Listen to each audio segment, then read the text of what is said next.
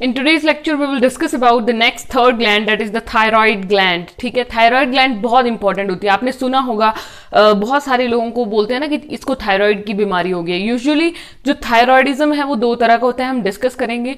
और ये most commonly उन लोगों में मिलता है जिनमें थोड़ा सा ओवरवेट होता है. ठीक है, लेकिन उसकी भी कंडीशंस अलग अलग हैं. We will discuss about it. ठीक है, मेरे कहने का मतलब है ये एक बहुत आम बीमारी बन चुकी है. थायराइड अगर हार्मोन बढ़ा देगा, हार्मोन कम कर देगा, ठीक है, तो ये सारी प्रॉब्लम्स हो चुकी हैं बहुत सारी. ठीक है, so as we all know that it is a third endocrine gland. ठीक है, थर्ड एंडोक्राइन ग्लैंड है. दैट मीन्स ये क्या काम करेगी, हार्मोन्स को सिक्रीट करेगी. ओके, सो थायराइड का स्ट्रक्चर कैसा होता है, ये डायग्राम दिख रही है. सो इस डायग्राम में आपको हल्का हल्का जो थायराइड है वो कैसा लग रहा है, बटरफ्लाई शेप लग रहा है. कैसा है, जैसे ये बीच से थोड़ा सा पार्ट रखो और साइड में बटरफ्लाई की तरह, वैसे ये थोड़ा थोड़ा बटरफ्लाई की तरह है. ठीक है ये बटरफ्लाई की तरह. It is a bilobe structure. दो लोब्स हैं, एक ये है, एक ये है, एक ये है, एक ये है. Means anterior and posterior lobes, या आप लेटरल लॉब्स बोल सकते हो इनको बेसिकली. ठीक है, साइड में है ना ये लॉब्स. ठीक है, तो ये लेटरल लॉब्स हैं. एंड ये होता कहां पर है, इसकी पोजीशन का है यहां पर. This is the thyroids position. ठीक है, नेक के बिल्कुल फ्रंट में थायराइड का पोजीशन होता है. ठीक है, सो आपने जैसे कई बार देखा भी होगा कुछ लोगों की गर्दन यहाँ से सूज जाती है, तो दैट मीन्स वो थायराइड रिलेटेड कोई प्रॉब्लम हो सकती है. एक तो गले का इन्फेक्शन हो सकता है, that is a different thing.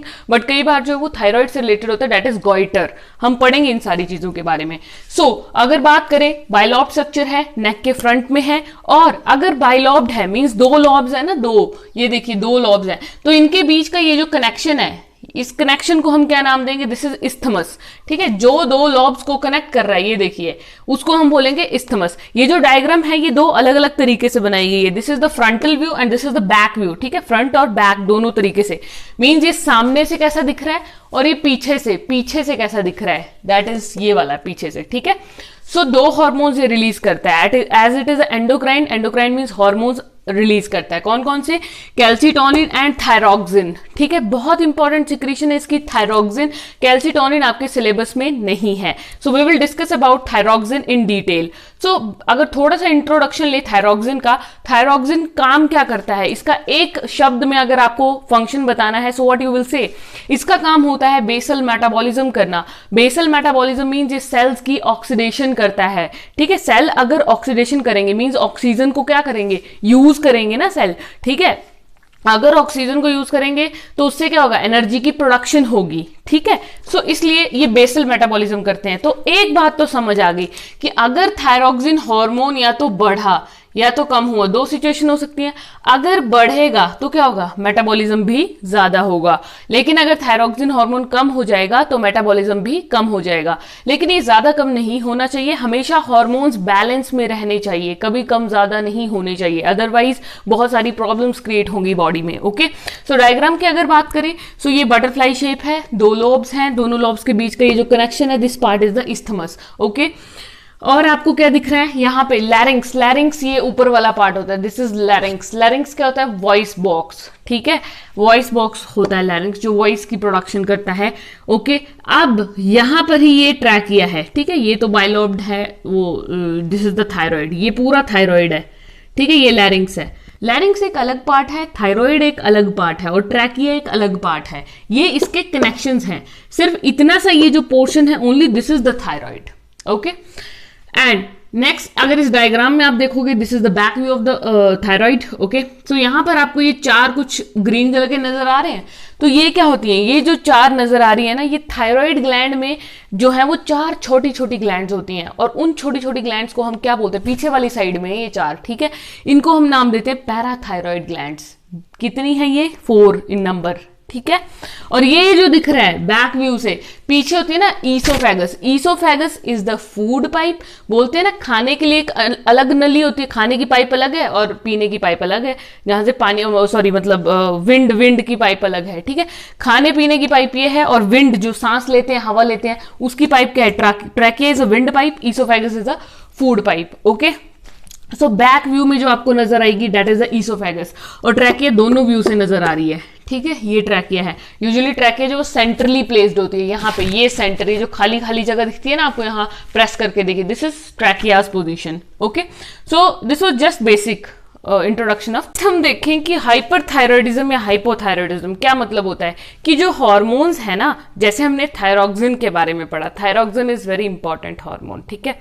अगर जो थायरॉक्सिन हार्मोन है वो बहुत ज्यादा सिक्रीट हो रहा है तो उसको बोलेंगे हाइपरथायरॉयडिज्म।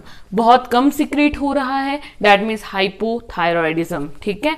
सो अगर बात करें हाइपरथायरॉयडिज्म मीन्स बहुत ज्यादा सिक्रीट हो रहा है वो, तो कौन सी बीमारी हो सकती है, एग्स ऑफ थैलेमिक गॉइटर। क्या हो सकता है, एग्स ऑफ थैलेमिक गॉइटर। इसको बाद में देखते हैं, पहले ये देखते हैं हाइपोथायरॉयडिज्म। हाइपोथायरॉयडिज्म अगर होगा ना तो आपको 3 तरह की डिजीजेस मिल सकती हैं हाइपोथायरॉयडिज्म की वजह से, गॉइटर, क्रेटिनिज्म, मिक्सोडीमा, ठीक है। क्या क्या मिलेगा, गोइटर, क्रेटिनिज्म एंड मिक्सोडीमा। थोड़ा थोड़ा ब्रीफ में देखेंगे। गोइटर, गोइटर का मतलब क्या होता है ना, एक गले में इतनी बड़ी स्वेलिंग आ जाती है बॉल की तरह यहाँ पर, simple goitre. Simple goitre means simple यहाँ एक स्वेलिंग जैसी आ गई, दैट्स इट, और कोई सिम्टम नहीं है, ठीक है। गला बहुत ही ज्यादा बड़ा हो जाएगा बॉल की तरह, नेक स्वेलिंग, ठीक है। क्रेटिनिज्म, क्रेटिनिज्म की बात करते हैं। आपने देखे होंगे बोने लोग जो नॉर्मल हाइट से बहुत छोटे होते हैं, तो उनमें यही होता है कि थायराइड की जो सिक्रीशन है, थायरॉक्सिन बहुत कम होता है, ठीक है। तो ड्वार्फिज्म देखने को मिलता है, मीन्स बोनापन, हाइट ग्रो नहीं करेगी। मेंटल रिटार्डेशन, ना वो हाइट से ग्रो करते हैं, ना मीन्स ना शरीर से ग्रो करेंगे और ना दिमाग से। मेंटल रिटार्डेशन मीन्स दिमाग बहुत कमजोर होगा। मिक्सोडीमा का मतलब है स्लगिशनेस एंड स्वेलिंग। स्लगिशनेस क्या होता है, सुस्ती पड़ी रहेगी हमेशा, एक ढीलापन, ऐसे अजीब सा लेजीनेस काइंड, ठीक है, that is sluggishness. Swelling, oedema, myxoedema है ना, एडीमा का मतलब ही क्या होता है, स्वेलिंग, फूला फूला शरीर। तो स्वेलिंग आपको मिलेगी, कहाँ मिलेगी, यूजुअली जो स्वेलिंग है वो फेस में और हैंड्स में मिलती है, ठीक है। तो ये थी 3 कंडीशन। ये जो गोइटर है ये सिंपल गोइटर है, या तो सिंपल गोइटर भी लिख सकते हो, गोइटर भी लिख सकते हो नॉर्मली, ठीक है। अब एग्स ऑफ थैलेमिक गोइटर पे आते हैं। ये सिंपल गोइटर है और ये एग्स ऑफ थैलेमिक गोइटर है। ऑप्थैलेमिक का मतलब क्या होता है, ophthalmic word I have told you this word is related to your eyes, eyes से रिलेटेड होता है। और एक्सो, एक्सो का मतलब क्या होता है, बाहर, यानी कि बाहर आ गई, क्या बाहर आ गई, आंख, आई, ठीक है। सो प्रोट्रूडिंग आईज इसका सबसे इंपॉर्टेंट सिम्बल होता है कि आंखें इतनी बड़ी बड़ी बाहर को निकलती है कुछ इस तरह से, ठीक, बहुत बाहर को निकलेंगे आईज जो है। मेटाबॉलिज्म बहुत बढ़ता है, एज आई टोल्ड यू कि थायराइड हार्मोन का फंक्शन, थायरॉक्सिन का फंक्शन क्या होता है, मेटाबॉलिज्म को बढ़ाना। तो बहुत ज्यादा जब सिक्रीट होगा तो इतना ज्यादा बेहद मेटाबॉलिज्म हो जाएगा बॉडी में, ठीक है।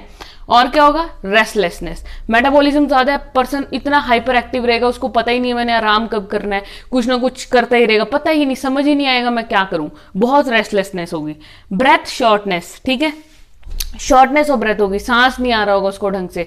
और जो हार्ट रेट है वो भी बहुत ज्यादा बढ़ गया होता है, दिल, जैसे ये तो हो गया एक्सोप्थैलेमिक, ठीक है। अगर इस गोइटर की हम बात करें सिंपल वाले की, तो सिंपल वाले गोइटर में क्यों हो रहा है, इसका कारण क्या होता है, आयोडीन की कमी की वजह से होता है, ठीक है। आयोडीन की जब कमी हो जाती है ना शरीर में, आयोडीन बहुत इंपॉर्टेंट है। सो आयोडीन की कमी ज्यादातर हिली एरियाज में देखने को मिलती है, क्योंकि वहां सॉइल ही ऐसी होती है नेचुरली जिसमें आयोडीन कम होता है। तो जो उस सॉइल में फूड ग्रो करेंगे उसमें भी क्या होगा, आयोडीन कम होगा ऑब्वियसली। तो दैट मीन्स बॉडी की रिक्वायरमेंट पूरी नहीं हो पाती है। और कुछ लोग बहुत कम नमक खाते हैं, आवश्यकता से कम खाते हैं, तो उनमें भी आयोडीन की कमी हो जाती है, because salt is a source of iodine. Okay, so this was all about the thyroid gland.